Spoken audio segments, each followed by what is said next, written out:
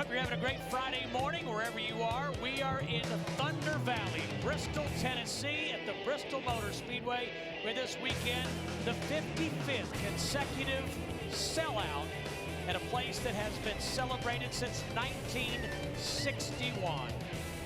And hi, everybody. Glad you're with us. Steve Burns, Larry McReynolds, and Jeff Heyman. This nationwide series practice, Larry, is a long one. Started at 9 o'clock, essentially runs for 3 hours. Now, Kyle Busch comes in here with a tremendous points lead. Well, it's never over till it's over, whether we're talking about a nationwide series race or the championship season. We've got 12 races to go, which is actually almost a third of the season. But I think we have a three-man race. Kyle Busch trying to make it a one-man race. If you look there, Jason Leffler, fourth, is over 600 points back. Kyle Busch has a 339-point lead over Carl Edwards. Remember, last week at Michigan, Carl Edwards lost 127 points to Kyle Busch. Kyle Busch finished his third. The first time in 10 races he's not had a top two finish. Carl Edwards finished 40th. But that kid, Brad Keselowski, he will not go away.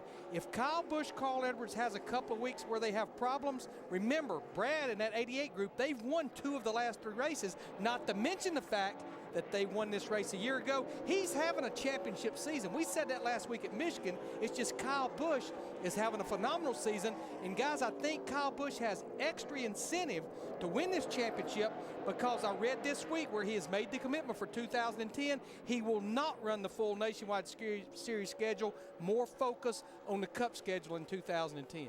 And Jeff, logistically speaking, this is a challenging day. We saw that dark clouds surrounding the Speedway, but as I said, a 3-hour practice, they will qualify, and they will race. Yeah, and Steve, to me, that goes back to like a lot of the short tracks that have been run all around the country. You come in on one-day event, but let's take a quick look here at the weather. You can see it's very cloudy here at Bristol, but just maybe like Wednesday night, there was a lot of clouds, a lot of rain in this area, but it all stayed away. They got the modified race and the truck race in.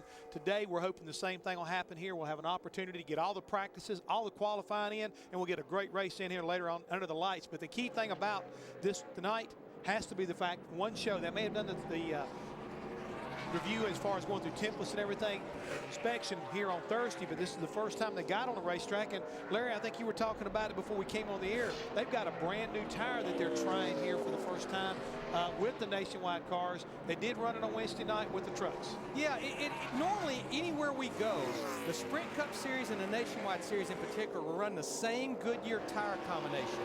What Goodyear did, they were up here in July with 1 Cup car, Casey Mears, 2 Nationwide Series cars, and a couple NASCAR Camping World Truck Series. They did a tire test. A lot of it was stimulated from all the testing that went on at Indianapolis Motor Speedway.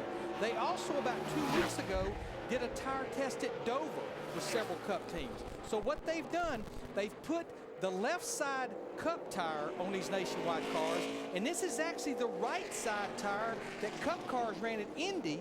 They ran them in the Truck Series. They're running them here tonight in the Nationwide Series. This is the same combination the Cup cars will run at Dover. My theory, and Chad Knaus also agreed with this, Goodyear wanted to get a full race under their belt with this tire combination at a concrete racetrack before we head to Dover, the second race of the chase. I think it's a good move by Goodyear to try to test this thing out. Good place to see whether or not the durability is going to be here and get some feedback. We're taking a look right now at the guy that can give them some input, David Rudiman in the 32 car this weekend. But so many guys doing double duty here this weekend. I think it's a great opportunity to get that more feedback, you might say, back to Goodyear before they do put it under the gun when it really matters in the chase. David Rudiman will join us on our Trackside show later tonight, in addition to Richard Childress and Trevor Bain. Hope you'll join us for that. He ain't bringing Michael with him, is he? No. No. Are you sure about that? I'm positive. I asked Michael. You did ask Michael that? Did you tell him he was allowed or disallowed? I don't tell him anything. Oh, come on now. No. You know, Steve, you talked about this being a long practice, and of course you run around here in about 16.5 seconds a lap. But right now, I'm looking, Brian Scott in the 11 car, we saw him just a second ago, 4th quickest. He has run 77 laps so far in his practice. This is almost one of those deals where, as a crew chief, it's almost too much practice. Almost too much practice. Whoa, come on now, Justin. Justin Allgaier riding along with him. You saw him get off in the corner. The front end kind of scooted up, and he got off the bottom of the racetrack. And still, at this particular place, Steve, around the bottom is where you want to be. You get your car to work down there. That's how you're going to wind up winning a race. This practice has been incident-free. There's Kyle Busch. He is second quickest. The defending champion of this race, Brian Keselowski.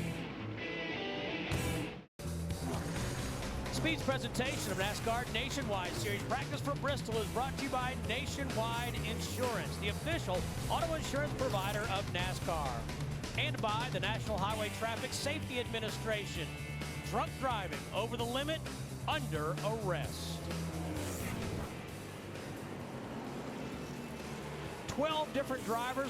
13 drivers doing double duty, and you see Ryan Newman highlighted because he's doing the rare quadruple run.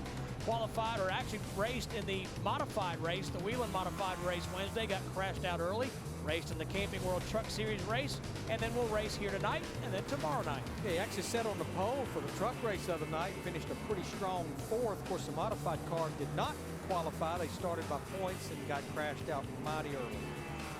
Joining us down in the garage for all the fun here at Bristol, Wendy Venturini. Good afternoon, gentlemen, from Bristol, Tennessee. Now the clouds, we're going to keep them away for the day. Right now during this nationwide practice, our points leader, Kyle Busch, is second on the chart so far this morning. Now he just came in, made a shock change, and is out there right now making his first qualifying run of the day. Now what's interesting about that, Kyle Busch usually does not make a qualifying run. Why are they doing that today? Well, his crew chief, Jason Radcliffe, wanted him to get a qualifying run out there because of pit selection at Bristol. When we get to Bristol, this is a place where you really want to choose a good pit stall, and therefore Kyle Busch making a qualifying run out there in this practice session. Guess what? He just jumped up to P1. Bob Dillner? Well, Wendy Venturini, we're in turn one in the low buck area of the Nationwide Series pit area, and you got to give the low buck guys some love, especially when they're doing very well. And the car behind me and the driver behind me doing very well in this practice session right now. Johnny Chapman, who drives for Phil Parsons, right now third quick. And like Kyle Busch, obviously that's a mock qualifying run. But Johnny and this team are very low buck.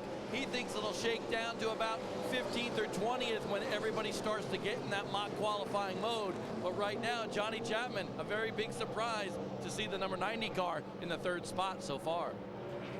You know, Jeff, you were talking about the weather, and as long as it doesn't start raining on us, these guys have to be loving this practice, because normally we up here practicing this time of day in August. The sun is just beating down. Got it. And we're going to race at night. Now, Wendy Venturini was just telling us that Kyle Busch is actually done. I think that goes back to what we were talking about. 75 laps he's running this practice. It's a lot of practice. But, you know, we were talking about his points lead. When you look right there at Kyle Busch and that race team, this year, 2 poles, 6 wins, 17 top 5s, and 20 top 10s in 23 races. He's almost won $1 million in the Nationwide Series. Look at the average finish. That's the reason he has a 339-point lead. And to add to his accolades, he won the NASCAR Camping World Truck Series race Wednesday night.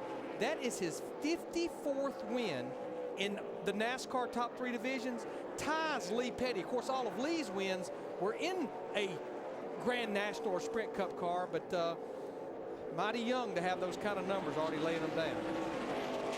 The thing is, Larry, talking about him being done. I mean, he's run 75 laps, like you say, in this practice, but racing on Wednesday night, he got an idea what the track was doing. I think he's probably got a pretty good idea to be able to do that. So he has an opportunity now to sit back and kind of relax and kind of catch his breath. And here's another guy that should understand this racetrack. We talked about him earlier.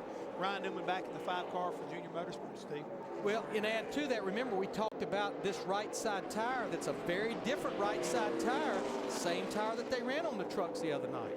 Yeah, we said it's a busy week. They've already, Ryan Newman has already been here for 2 events on Wednesday, the Whelen Modified race. Talking to Matt Hirschman. By the way, great to see Mike Joy, Dr. Dick Berggren, and Bob Dillner call that race here on Speed. It was a short night in the modified race, however, for Ryan Newman. What a crowd we had here for Wednesday night racing in Thunder Valley. There you see Newman. Got into the back of another car, then piled up behind him. Lap 2 of the modified race. He just looks like a modified driver. He does. He absolutely does. Camping World Truck Series race that same evening. Driving what, Delana, Kevin Harmon. Larry said he started from the pole position, started fourth to Kyle Busch, who went to victory lane. And there you see the 2 question marks, still trying to get that 39 Cup car to victory lane here in 2009.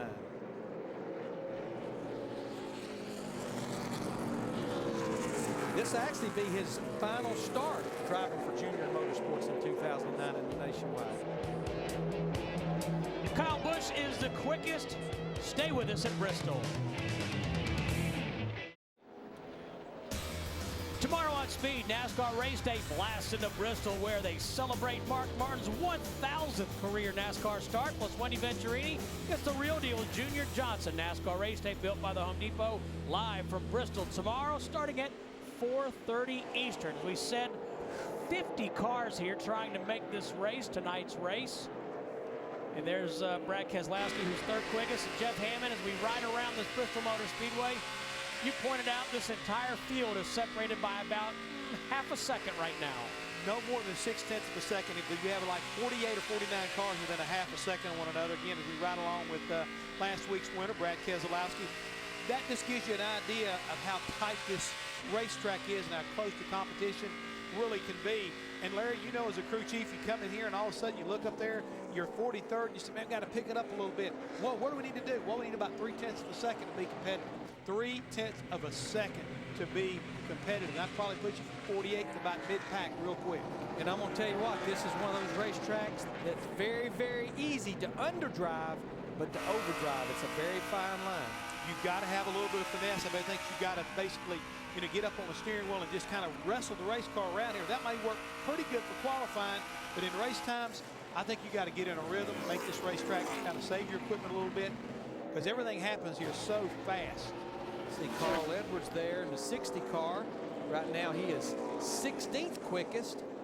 Carl qualified and finished second here in the spring race. Kevin Harvick actually won that race, the first time he had ever won a Nationwide Series race in a Kevin Harvick Incorporated car.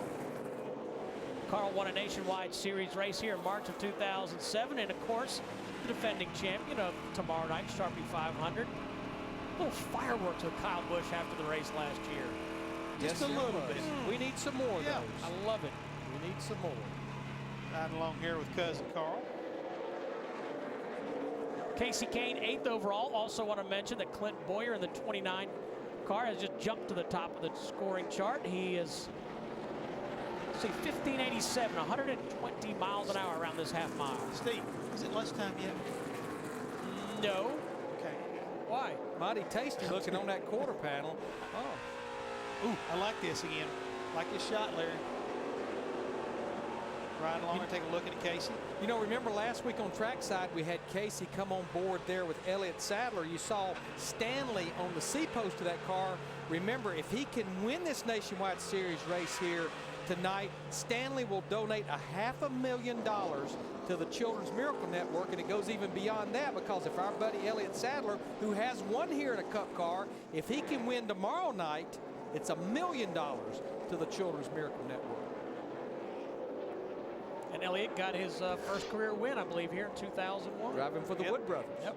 Pat Tryson was a crew chief, made a little strategy, played it out. Stayed out on tires. Elliott was able to hold everybody off and get his first win. Hometown boy, Eric McClure. He's right down the road here in Abington, Virginia. You know, speaking of McClure, you know, Morgan McClure, they actually have a car entered in the Sprint Cup Series with Scott Wimmer driving. Be the second time they've been to the racetrack with a Cup car this year. Yeah, going back to the weather, they were all telling me what they really wanted in that group right there was just for an opportunity to go down swinging and get a qualifying run in. Because obviously they haven't got any attempts, so if the rains come in, they would be eliminated from tomorrow night's event.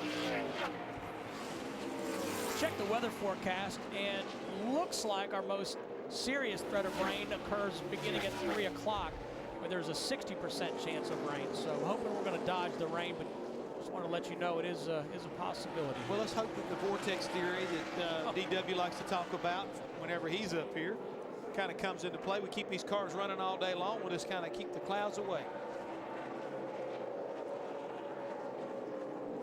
See Food City on the lower quarter panel, the 24 car, long time sponsor of this racetrack and race. Yeah, the bad news is, though, Eric McClure is 49th out of our 50 cars, but as you pointed out, his fast lap is just a little over a half a second slower than Clint Boyer, who's the quickest right now. Right along here with Justin Allgaier. Let's go around this half-mile racetrack. The straightaways here only 650 feet.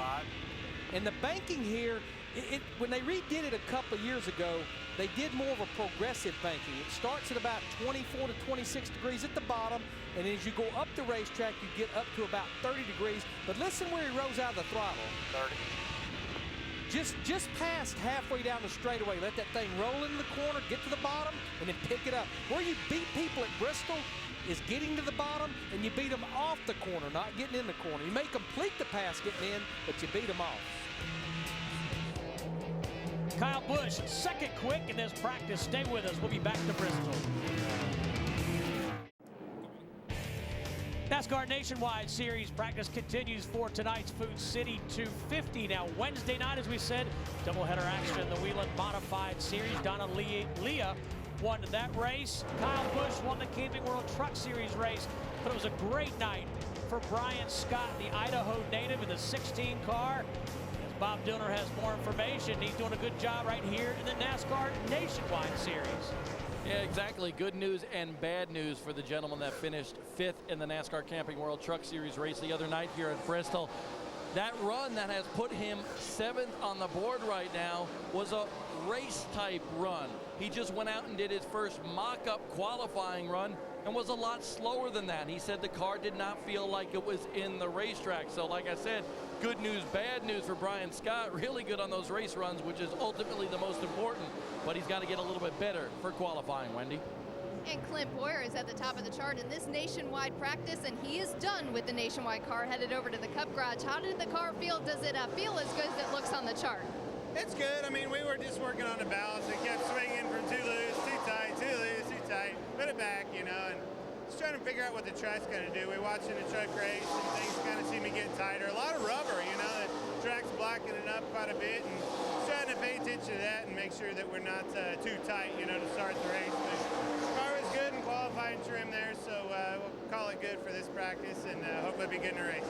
All right, thanks to Clint Boyer. Guys, we have had some raindrops this morning in this practice. A few raindrops every few minutes, but definitely not enough to stop us this practice session. Bite your tongue, Wendy. I know. Bad news. I'm the bearer of bad news. Sorry. That's all right. We're going to forgive you this time, but we understand that, you know, as Mother Nature just kind of teases us a little bit. And take a look at Ken Butler III, but I want to go back, and he's right now 43rd. Another one of those guys is about 0.4 of a second off of what the fastest time is.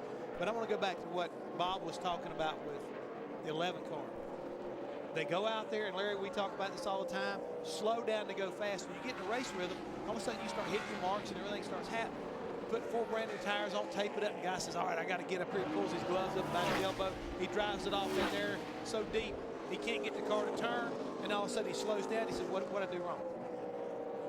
Sometimes you got to treat this place, no matter whether you're qualifying or racing, with the respect. It's not going to hold you just because of 4 brand new tires.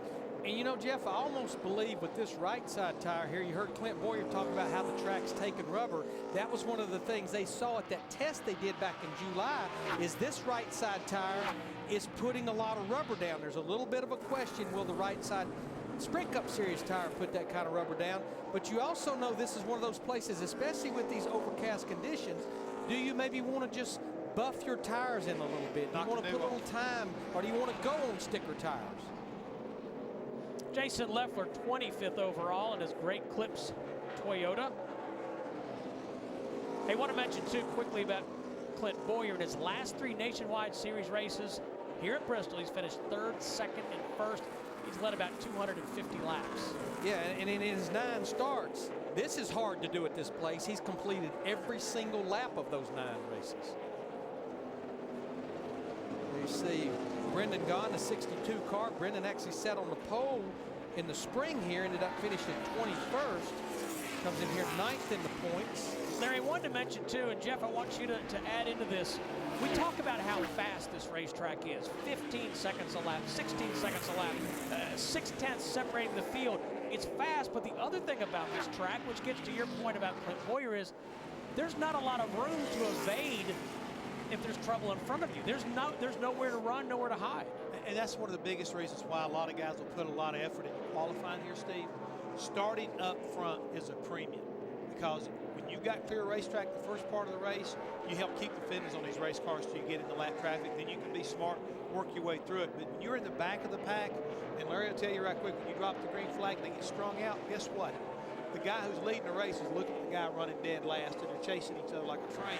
So what's going to happen, you see the leader coming, you've got to go, a guy's holding you up, you get frustrated, you start beating and banging. Then all of a sudden, you get caught up in trouble. You've got to be patiently aggressive to be good here at Bristol. And we have one added piece to this equation as we come here. No, don't say it. This will be the first short track race on the Sprint Cup Series. I know we've had it in Nationwide Series. Remember, double file restart, shootout style. It's like I said on a show earlier in the week, all I can say is hold on, Elizabeth. This might be the big one. It's going to be wild because of that all weekend long, starting here Friday night whenever they had the Nationwide Series, and we get a chance to see if this guy can repeat from the spring, Kevin Harvick. How about 5 wins for Kevin Harvick here at the Bristol Motor Speedway? 5 of his 33 wins. He brings his team in here. Of course, this ride is shared with different drivers, 5th in the owner points. Harvick 19th in practice right now, but Boyer still the quickest. Later tonight on Speed, don't miss our ultimate Friday night house party as legendary owner Richard Childress and the sport's newest rising star, David Rudiman, join the excitement. 11 o'clock Eastern tonight here on Speed. Also, young Trevor Bayne joins us as well, who drives for Michael Waltrip Racing. I hope Trevor comes on early, because that way Uncle Richard can bring us some, Children's Vineyard. A little bit of, hope he's listening. Now here's Benny Gordon in the 72 car, one of the cars that'll have to qualify on time. Right now, he's 17th quickest. Now, Benny won the Pro Cup Championship last year, runs a very limited schedule. They operate out of Pennsylvania. He actually finished 12th at Iowa a couple of weeks ago, but a very bad situation for this team in this car here in the spring race is the fuel for these cars is Sunoco fuel. And because of them being out of Pennsylvania, they went to go do some testing at tracks that obviously don't sanction a NASCAR event, and they went to the local fuel distributor and bought what was in their mind the Sunoco race fuel like we race. Well, they went and tested, they came here, there was still some of that fuel in the tank, and when NASCAR did a fuel sample, the fuel did not show up right. It was an innocent situation, but the bottom line, that fuel did not meet the specs, and that's the reason they had a huge issue and a huge problem after the spring race here. And then actually, I think they qualified for the show, but then their qualifying time was disallowed. They didn't get the race. Yep. Jason Keller won here in April of 1999. 12th overall for Jason Keller right now. Let's go back to Bob Dillner. Well, here's a guy that you got to watch this weekend here at Bristol Motor Speedway, or in tonight's Nationwide Series race, Stephen Wallace. Right now, very good on the timing charts. He is 4th quick. And I just spoke to Stephen when he walked up to that toolbox right there, and he said, you know what? My car is really good in race runs. It really cuts very well in the center of the corner. Mock qualifying run, so-so, but he says, I can live with that, with how good the car is in race runs, Wendy. You have to look deep in the practice chart to see Kevin Harvick on this practice session in Nationwide. He's 19th right now. None too happy with the race car at the moment. Now, the reason for that is because they are trying 2 completely different packages. The first package they tried earlier in practice. The second one that he just came off the racetrack was this package turns a little bit better, but it doesn't ride very good for Kevin Harvick. So he and his crew chief Ernie Cope have decided to go back to the original package they started this practice session with and work on it from there. He said he can't stand to be any more loose or lose that rear grip. So Kevin Harvick, Ernie Cope going back to what they started with and continue to work on this package to gain some more speed out of the 33. Steve? And you know, I don't know this is what they are doing, but what I saw in the garage area yesterday in the Nationwide Series garage, and I think it stemmed a lot from the NASCAR Camping World Truck Series race the other night. You've heard Jeff and I all year long, whether on the Fox broadcast or the Speed broadcast, talk about these cars coil binding, where they let the cars just go down and just sit on either the right front or the left front spring all the way essentially around the racetrack. Well, there's something about this right side tire that's not liking that. A lot of teams are having to go back to what we call a conventional spring package, which is a lot heavier front springs, and you don't coil bind. A lot of the truck teams, Matt Crafton that finished second, their team did it after all the practice, went to conventional, ended up finishing second. I know a lot of the teams were equipped and set up to be able to try both combinations, coil bound and conventional, simply because of this right side tire. Yeah, the right side tire, and a lot of guys that have been paying attention to what the Craftsman Camping World Truck Series was doing on Wednesday night for that one reason. And for that, you know, having Kevin Harvick, having a truck involved in that, and everything else. I mean, you're going to see a lot of these teams doing this. Here's Carl Edwards' car. He's run a lot of laps also during this practice session, trying to get this thing dialed in. He's run 91 laps, Jeff. No, the guys just keep on trying different things and try to figure out where's the balance so their car will be right for the night show. Larry, I don't know what's going on here. This is kind of unusual. Well, I think what he's trying to do is get a clear opening to make a mock qualifying run. He made a qualifying run right from where he'll be coming off when he gets ready to qualify later on this afternoon. Remember, the Nationwide cars have been parked on the back side of the racetrack, on the back straightaway. Now, he came all the way around, pulled down where he'll leave from later on this afternoon when they do a qualifying run. So this is truly an effort to see exactly what the 60 car has. He's got a nice clear racetrack. His fast lap is a 16:20. So let's see what he runs here. You get 2 laps of qualifying. I think everybody will take those 2 laps. He jumped up to third to a 15:90. Now this will be interesting to see if he indeed picks up any on this second lap. Car really is rotating and rolling through the middle of the corner good. So from a 15:90, actually slows down about a half a tenth, so his fast lap was the first lap. That was 2. That's a qualifying run at Bristol. Bonsai lap. Bonsai. Stay with us here at the Bristol Motor Speedway. Tony Stewart hosts the Prelude to the Dream live on HBO pay-per-view Wednesday, September 9th. Coverage beginning at 7 p.m. Celebrate Jeff Hammond's birthday and help support injured and fallen heroes on the same night. You know, that's a great day, not just because of my birthday, but what they are doing for the troops, I mean, is just huge. And folks, you need to get behind that, because we need to stay behind our troops around the world. Kevin Harvick, he's going to be up there. Happy Harvick. Yeah, they've actually got 4 different groups that they're supporting. I think a lot has to do, obviously, with our military, but a lot to do with their families as well. Exactly right. Officially 2 hours and 3 minutes into this practice. Sounds funny to say, but this practice is the first and final for these Nationwide Series teams, scheduled for 2 hours and 50 minutes. Yeah, we've got a real unique schedule across the board. A 2-day show for the Sprint Cup Series cars. It's a modified impound type schedule. We're going to be doing both their practice sessions on speed a little bit later on, and then they'll qualify late afternoon, early evening before the Nationwide Series cars. They don't have any more practice after qualifying, but they get to work on their cars for the race tomorrow night.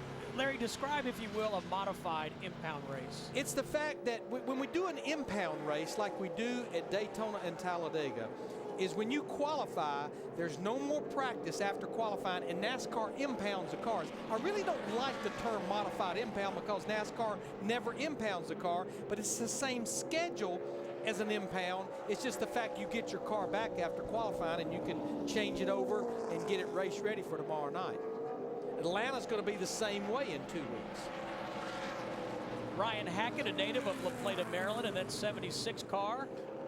Bring it back down there, buddy. That's too high over in turn 1 and 2. Just 47th right now in timing and scoring.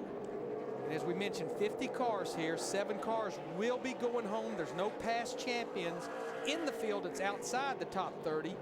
So pretty much it's going to be who's the fastest of the go-home guys. Stephen Wallace, 5th overall right now. He's run Again, it sounds odd to say this, but over 100 laps of practice. But Steve, even though you run 100 laps of practice here, it's only 50 miles. Goes by in a hurry. Goes by in a hurry. Steven sat on the pole here back in the spring race of 2007. Here's Brad Coleman in the 20 car. 16th quick right now. Actually had a good run going at Michigan last week, qualified 5th, but he had a tire going down late in the race and ended up finishing 23rd. Wendy, Brad's got where he's driving his 20 car a lot lately. Yeah, he has gotten a lot of seat time lately. Right now, Brad Coleman is out there making a mock qualifying run according to the team's radio communication, so we may see him jump up on that chart. But the run out before this was a race run, and they were trying to encourage Brad Coleman to use more brakes. Now, you would think he wouldn't want to brake, but it's actually going to help Brad Coleman get around this racetrack, and maybe you guys can talk about and explain that, why crew chief Dave Rogers was giving Brad Coleman little tips around this racetrack on where exactly he should be tapping the brakes just slightly enough to gain more speed. Jeff, I think it might be a place where you definitely will use the brakes, but you want to use them and get off of them. You don't want to just stay on them. It feels like, but those are really fast. I'm really happy with those. What about you? He's run a total of 72 laps. Sounds like Dave Rogers was happy with what he saw on the stopwatch. That helped it a lot in the center of the corner. Just when I got behind that 96, I wasn't going to push any issues. Using some good judgment right there on the racetrack. Brad Coleman has 2 starts here at Bristol, best finish of 17th. As we watch Paul Menard, Menard just jumped up into the top 10. He is 8th overall. You know, he runs a lot of races in the Nationwide Series, but it's still a limited schedule. It just seems like Paul really runs well in this Nationwide Series car. In the spring race here, he qualified and finished 11th. Go back to Michigan last week, a good top 10 run. Ended up finishing 10th last Saturday up there. Menard also has 4 Sprint Cup Series starts here, Bob Dillner. And Paul Menard, it's his birthday weekend here. He's going to have a Bristol bash for a birthday weekend, doing the double duty here. But he likes his race car right now, guys. He did not like his race car at all when the practice started. Said it just was not in the racetrack. They changed just about everything on this car, springs and shocks and so forth. And finally, Paul Menard, very happy with that race car. And now he's in the top 10 on the speed chart. You know, whether it's a Nationwide Series car or a Sprint Cup Series car, as we watch Brad Keselowski right now, 6th quickest on the chart. This place is not about aero. This place is not even about horsepower. I'm not saying you don't want to be down on horsepower, but what this place is about is mechanical grip. Just getting the chassis to bite into the racetrack and get those 4 tires to grip. If you can do that, you'll have a good night. It's about the driver. No. Huh? It's all about the crew chief. Oh, no. Here we go. We'll get text message next thing from DW. Speed's presentation of NASCAR Nationwide Series practice from Bristol is brought to you by the Atlanta Motor Speedway. Be there when the lights come on as NASCAR Sprint Cup night racing comes to the Atlanta Motor Speedway Labor Day weekend. Go to AtlantaMotorspeedway.com for event and special ticket information. 2 hours, 10 minutes into a practice scheduled for 2 hours and 50 minutes for the NASCAR Nationwide Series teams. Want to remind you about Big Block Thursday. Don't miss 3 big hours of races, chases, and crashes with Mixall out at 8, then jacked at 9 and wrecked at 10. Got plans Thursday night? You do now. Big Block Thursday beginning at 8 Eastern, only on Speed. We'll be right back to Bristol. 38 different drivers have won here in 54 NASCAR Nationwide Series Bristol races. We'll see if another one joins that list later tonight. So far, dodging the raindrops. Let's go back to the garage and Bob Dillner. Well, Ryan Newman, 9th quick right now. And guys, here's the problem with his race car. When he became 9th quick, he said, you know what? It still needs to turn a little bit more coming off the corner. So they raised the track bar on the right rear 3/4 of an inch. And they also took some shim out of the left front. He just went out in this run right now, and he said, you know what? Now the car is really tight upon entry and really tight in the center. Guys, how much of a fine line is it to balance out this car in qualifying trim? It's always that way, Bob. That's the one thing about this racetrack that you try to fight. And so much of it has to do with the driver, the way he approaches the corner, and then he wants the car to rotate through the center. So, Larry, sometimes you make an adjustment, but the driver also needs to compensate just a little bit, because what you're trying to do is defy the law of gravity, again, or law of physics anyway, trying to turn through the center of the corner. Well, and I was going to say, Jeff, nobody knows better than you and DW. Y'all won 7 races in a row here. 3.5 years nobody won but Jeff Hammond, Darrell Waltrip, and Junior Johnson Associates. And I'm sure where your car was the best, and I don't think this part has changed, is right in the middle of the corner. That's where Rusty Wallace won all his races. Car rotating and turning right through the middle. Yeah, that helped a lot. That was pretty good balance. Entry to center. I think we can get it to cut a little better up off, but that's as comfortable and as good as I've been able to feel, you know, from the start to the end of that run. David Reagan giving feedback back to his crew chief, trying to figure out Mike Kelly is on the 6 car and let him know where the 6 is right at the moment, the discount tire special. But David's got a little bit of work to do because he's 21st. Even though the field is really tight, that's where he winds up on the speed chart. He's about maybe 2.5, well, 3/10 behind what the lead guys are running. But I need to go back and take a look at Morgan Shepherd, the veteran here at Bristol. I told you when you made your remark, it'd come back to haunt you. And here it is. Let me guess, DW texted. DW texted me the last time I looked. The driver is the only one in the car. I've never seen the crew in there with him. You had to poke the bear, didn't you? Hey, he was hibernating until you did it. Let me get this straight. When y'all won those 7 races in a row, he made all the adjustments to the car. He built the engines. And, oh, by the way, when he came to pit road, he jumped out of the car and changed his 4 tires. Larry, you're in the deep end of the pool right now. It doesn't matter. You drown in the deep end of the shallow end. Hey, let me give you the answer right now. I think that I need to be giving. Absolutely, he did it all. If you don't believe me, go ask him. No, he understands where the deal is, but what he's trying to make sure you understand is he's the wheel man. You take care of everything else. And you know what? And all kidding aside, he was a wheel man, especially when you came here to this place. You got that right, brother. That's the reason they named the grandstand after him. Hey, we saw Morgan Shepherd a moment ago, 4-time winner here at Bristol, Brad Keselowski. Right now, Wendy is the quickest.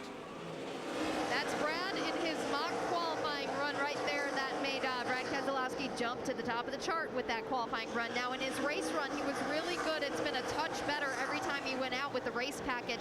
He was really tight everywhere, as he told his crew chief, Tony Uri Sr. It's good to qualify, but a little bit too tight to race.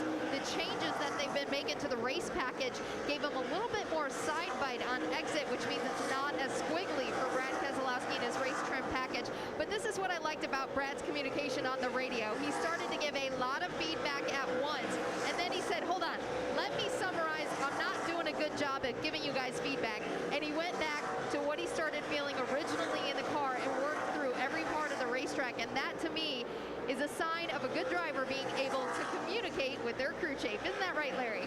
Well, I walked through the garage area and I watched some of these driver-crew chief relationship, and there's definitely guys that I think overanalyze. Talking about the drivers overanalyzing what their car is doing. And then there's drivers I don't think to give enough feedback. It's one of the reasons I love what Chad Knaus and Jimmy Johnson do. Chad gives Jimmy a chart, basically, of the racetrack.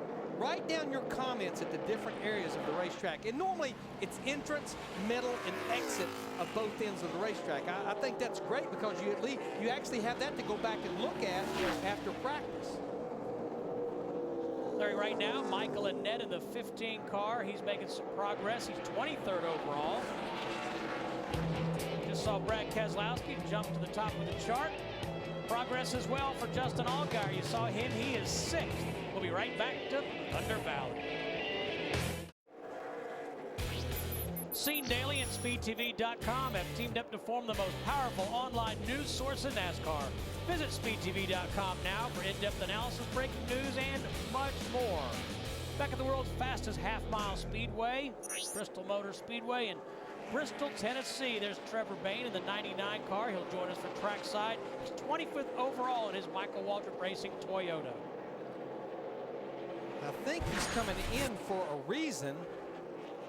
This was last time down the front straightaway, going off into turn 1. Ooh, little D-die-do. Yes, it did. And it happens in a hurry. Little D-die-dos happen about as quick as a lap happens here.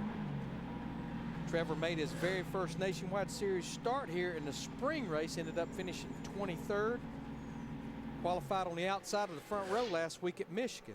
So this is really one of the first racetracks he's been back to for a second time in a Nationwide Series car. 81 car driven this week by Sean Murphy. McDonald Motorsports has had several different drivers in that number 81 this season. Yeah, he's locked into the show. Good thing right now, based on this practice, is we're down to about 25 minutes to go. He's 49th out of the 50 cars.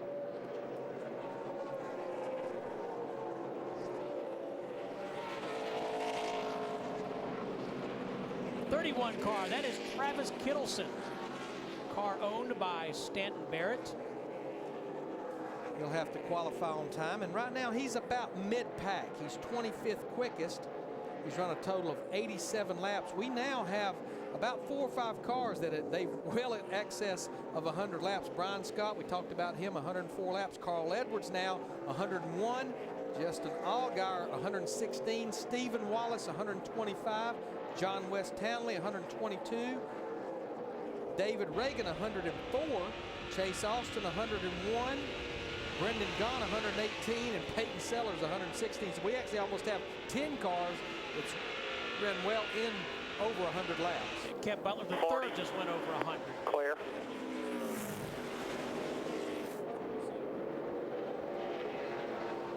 You know, our producer Mark Smith was just pointing something out to me, and I think this also kind of goes back and supports the different type of setups. When you look at these cars, look how high off the ground that 12 car is on the straightaways, but then when you get down into the corner, look how high it is. And then when it goes in the corner, it travels down, and the goal is to seal that valence all the way against the racetrack through the corner. Now, contrary to that, when we see Sprint Cup Series practice, what you'll see, because those cars don't have near as much travel, is that splitter will be right against the racetrack almost all the way around the track. You just have to approach it different because these cars have a lot more travel that you can take advantage of than the Sprint Cup cars. Bob Dillner. I want to expand on that travel a little bit because Justin Allgaier just came on the radio and he said, "Oh, we are struggling big time." And all they did from one run to the other, where they went up to 6th on the board, is take some shim out of the front bump stops.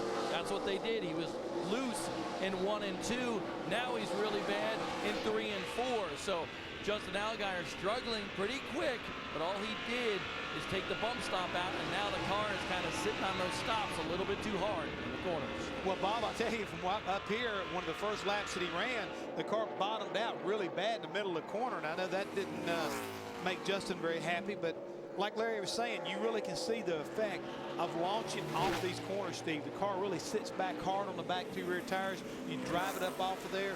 You don't worry about the front end getting high because, again, aero is not really the point that you're working on. It's that mechanical grip. Then all of a sudden it sits back down going into the corner. And, again, Justin Allgaier, he just keeps working his way up higher and higher out of the groove, at least in my opinion. Be interested to see where he's going to try to wind up because now he's in the middle of the racetrack going around here. Watching David Rudiman, who's 33rd in that 32 car. But you know, those shims that they maybe took out of that, Chad Walter, that group, we're not talking about a big shim. We may be talking about shims in the thousands. Yeah. All 50 drivers have been on the track in this nearly 3-hour practice at the Bristol Motor Speedway, and starting to see a little blue sky over the back stretch. I don't want to jinx it, just saying. You and Wendy both need to stay away from there. Little blue sky. I don't know how you could jinx weather. We were at Michigan last Sunday, and there was 0% chance. 0% chance of precipitation, and we had 2 cautions for rain showers. See, there's some blue in there, Larry. I don't touch weather at Bristol.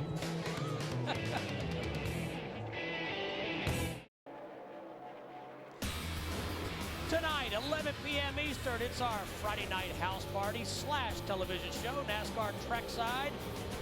Richard Childress is going to join us, as well as David Rudiman and young Trevor May. Ought to be a big old show. Always is at Bristol. Remember a few years ago, we ran out of room down in the valley, and they were up on the hillsides. It was snowing.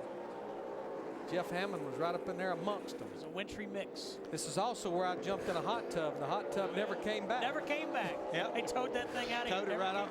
Then we had wildlife. We had all kinds of animals. Yep. Trophies all around the stage one. We have everything happen here at Bristol. Was that last summer or the summer before? We had camo I think it was last. That was last summer. That's last fall, yeah. See Ken Butler in the 23 car. Just trying to see where he's actually at. He's 46th. Now, one of the part owners of this car is a guy by the name of Rob Fuller. And Rob Fuller actually is a very, very busy man in the Sprint Cup Series garage, the Nationwide Series garage, and the NASCAR Camping World Truck Series garage. A lot of these teams are running a spring combination that's made by Draco Springs, and he's pretty much there representing and helping with these teams with all these springs. And Rob Fuller finished 33rd in the camping. Does a little truck driving race. himself. Michael McDowell in the 26 car this week. Michael 38th overall. Michael's done a good job trying to keep his position in the point standings, been in several different cars and doing a good job in the 26. Yeah, this car is owned by the Keselowskis, and the crew chief is Brian Keselowski. Brian did some driving and decided to take a step back for the time being, mainly trying to help Michael maintain that point status because he's still 10th in the points right now. Interesting comments by Brian Keselowski. He said, you know what, I'm still a race car driver, but this is still the family business, and I'm taking a step back right now to do what's right for business. And speaking of helping people, here's Mike Bliss in the 87 car. This is a car owned by Joe Nemechek. Mike, a few weeks ago, lost his ride in the one car with James Finch in that group. And what Joe Nemechek is trying to do is help Mike stay in the top 10 in points. Right now, Mike is 8th in the driver points. And, of course, Mike has that win at Lowe's back in May. He was released by James Finch, but drove the Sprint Cup Series car, the 09 car, owned by James Finch. And I didn't understand it. And when I went and asked him about it, I understood not understanding it because he didn't understand it. He being Mike Bliss. Right. You know what? You guys have just totally confused me. You just keep texting DW that it's all about the crew chief. Oh, no. I'll not do that, Larry. He can't get to us. All he can do is text us or call us or email us. We don't have to worry about him much longer because it's becoming lunchtime over in Nashville. I just sent him a text about that exactly thing, that he needed to take Stevie to lunch. Because you know what he told me a minute ago? All we did during for 500 laps was sit up on top of the toolbox, drink sweet tea, and eat hot dogs. So he ran all 500 laps on one set of tires. Hey, he is the king of Bristol and the Southern. Anybody want to discuss that anymore? I'm gonna let it go away. Would you like a refill on your sweet tea? You want some more mustard on your hot dog? Casey Atwood, 45th overall, but you know, we got to keep that in perspective. This entire field separated by less than a second. Wendy? Well, the 60 of Carl Edwards is done finally for this practice session. If there's a hard charger award for practice, it should be given to Carl Edwards. He's just now climbing out of his car after 110 laps of practice this morning's session. They were trying every type of package with crew chief Dan Stillman. He was throwing everything at it. Every time they came in, they would change it. It would get a tick better. They'd come in, make a change, and get a tick better. But now the issue that they just faced is that the changes have helped, but the track has lost grip with the sun coming out. You guys mentioned the weather, and I think it's important to mention the weather right now because now it's affecting the race cars out there. It has warmed up quite a bit. The sun is beaten down a little bit harder than it did at the beginning of this morning's session, so that could be changing. These crew chiefs are chasing the race cars. Carl Edwards finally pleased with the way the practice is ending as he is P5 on the chart. But Larry, right quick as the crew chief, you need to grab your driver and say, driver, do we race daylight or dark? I think like Jason Ratcliffe and Kyle Busch, they're probably glad they quit when they quit because I think they're going to be more tuned to what we're going to be racing tonight. I think you got to be very careful on that, Steve. This racetrack is rubbering up like they're saying, but we won't have any sun later on tonight. I promise you that. Just saw Shelby Howard. He's 37th overall. Keselowski quickest.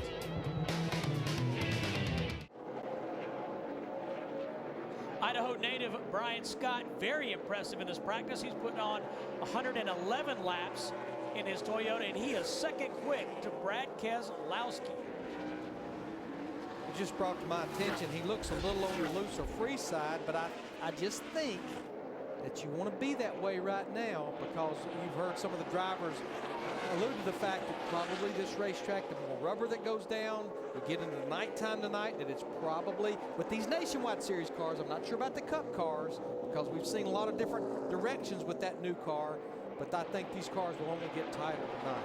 And the reason why the racetrack's a little bit maybe free now, Wendy Venturini pointed out, we've had some sun hit the racetrack, especially down in 1 and 2. And this car, number 11, he's done some little wobbling around, a little bit of slipping and sliding, but he's putting some laps down, that's for sure. He's 113 laps now with the 11 car. And Steve, you already pointed out, he's second quickest. Scott Lagasse started the year in that 11 car. Lagasse is here in the 42. Denny Hamlin drove a few races in that number 11 car. A little wiggle there. A little bobble, yeah, right in the middle of the corner. Less than 10 minutes remaining, and it's been a marathon practice. 2 hours and 50 minutes total. You mentioned Scott Lagasse. He was right there just about inside the top 10 in points when he and that team parted ways, and Scott missed the last, did not even attempt the last 2 races, and he's still 15th in the points. So I think that's one reason he's back at the racetrack trying to run some races. Yeah, Scott, just I mean, not Scott, but Lagasse I'm talking about, he told me, got a chance to speak to him, and he said, guys, he said the first week wasn't too bad. He was off racing, picked up a ride He won a Trans Am race at Daytona, didn't he? Yeah, he went down to Daytona and run down there, but he said last week it was so boring. He said it was so bad, Jeff. He said I went to Home Depot, bought some blinds. I have been living in this condo for 5 years and finally wound up putting blinds up. He said that's how bad it was. He said I had to find something to do. It's driving me crazy. Now he's able to get the 42 car. Hopefully they'll be able to make something, you know, for later on down the road. But they're looking pretty good so far this weekend. You know, I think when it's all said and done, whether it's in qualifying or the race later on the night, the cream is still going to rise to the top. And I say this delicately, but I'm trying to make a point. You know, we see Brian Scott in the 11 car second. We see Johnny Chapman 15th, John West Talley 19th, Chase Austin 21st. Guys that are normally, as we say, on the right side of our speed monitor, our practice monitor. But I think it goes back to what I said a while ago. I think you can come here a little off on aero. You can come here a little down on horsepower. If you can get those 4 tires to bite into the racetrack and get your car to handle, you can be competitive here. You don't have to have the aero packages of the Hendrick cars and the Roush Fenway cars and the Childress cars, or the horsepower if that matter. Get the car to handle and you'll be fast and you'll be fine. Well, we were looking a minute ago, Steve, with John West Townley. They've been working really hard to get that young man hooked up around the racetrack, and maybe this weekend will be the weekend when it all comes together. Well, if you go back to the spring race, that has been his best qualifying effort of the year. He qualified 12th, and his best finish was here in the spring, finished 16th. Bob Dillner. David Ruderman jumped up from 33rd all the way to 12th when he went to mock qualifying trim. Now this team is done. David has climbed out of the car and has gone over to his Cup car to concentrate over there because, of course, that practice is coming up next. David said we over-adjusted for a mock qualifying run and it got extremely tight. The other problem he's having, guys, is being comfortable in that seat. He has to actually take some padding away from the left cheek, add it to the right cheek, and then he'll be happy inside that race car. A cheek sneak. What? Cheek sneak. Just cheat it from one side to the other. Yeah. Okay. And you know, one thing that we've not talked about is you mentioned those 16 or 17 guys that are doing the double duty. This is another one of those places. I think it is a huge challenge to do that because they're going to have basically NASCAR Sprint Cup Series final practice from 2 to 3:30. Climb right in the Nationwide Series car and qualify. That's not a tough deal, but then where it gets tough is crawling out of that Nationwide Series car after qualifying it and go straight to Sprint Cup Series qualifying, because you crawl out of the Nationwide car into the Sprint Cup car, you can be very guilty of overdriving that car. Yes, you can. Take a look at Terry Cook, veteran from the Camping World Truck Series. He's been racing over here at number 91 car. Currently is 27th. You know, I talked to Phil Parsons about Terry Cook in this 91 car, and as you see, as in a lot of weeks, blank quarter panels.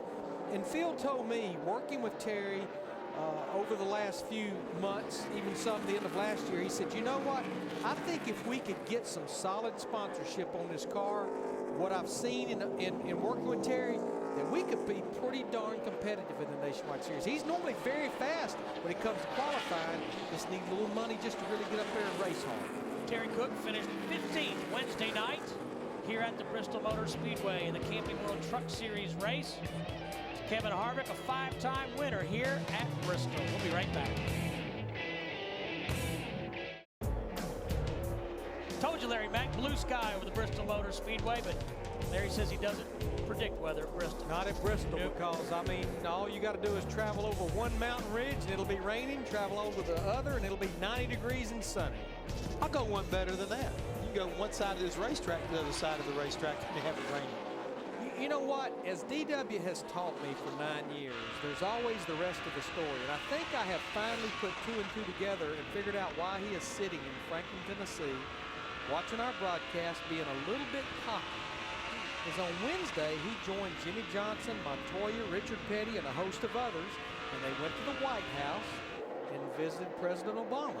And that's the 9th time that President Obama, or that the president, has kind of had a day with the NASCAR, especially paying tribute to our current champion, Jimmy Johnson, and Darrell was amongst that.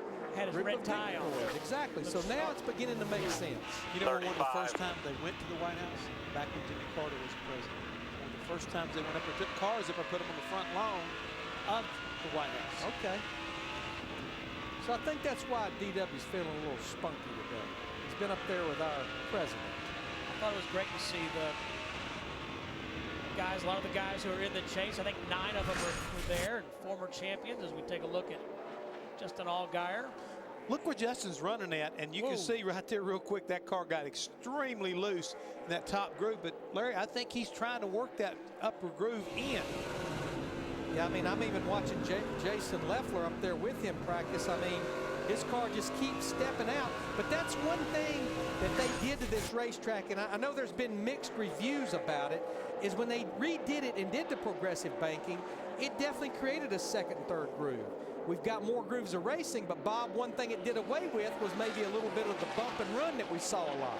Yeah, definitely not much of a bump and run here at Bristol, but the 2 and 3 wide racing at times is pretty cool.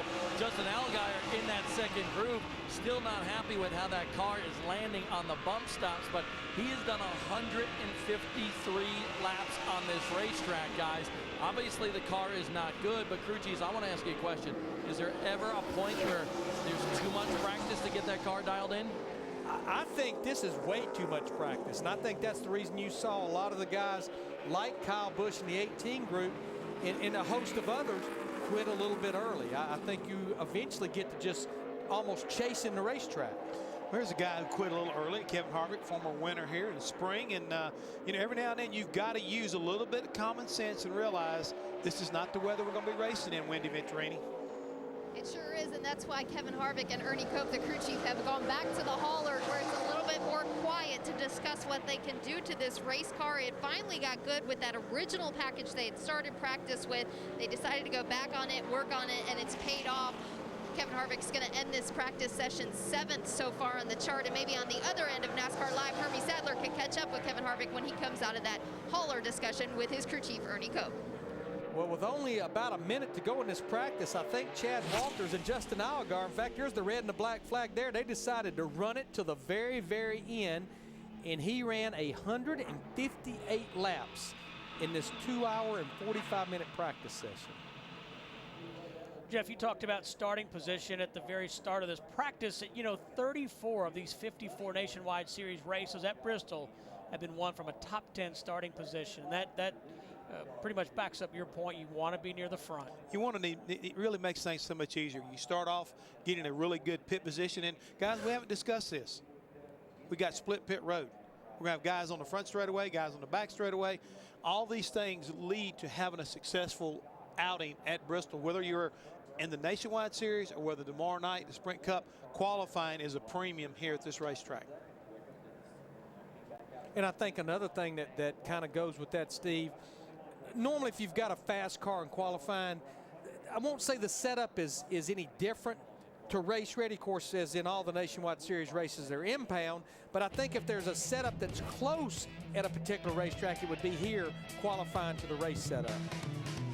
Kevin Harvick won from the 38th starting position here back in 2005, but try to get to that front for tonight's green flag. Brad Keselowski is the quickest here. Keselowski ran 88 laps of practice. Now the guys doing double duty. 13 of them headed to their cup cars. Hey, wake up. Wake up. We'll step aside here for just a few minutes. When we come back, John Roberts will catch you up on everything from the speed stage, and then stay with us. Sprint Cup Series practice just ahead.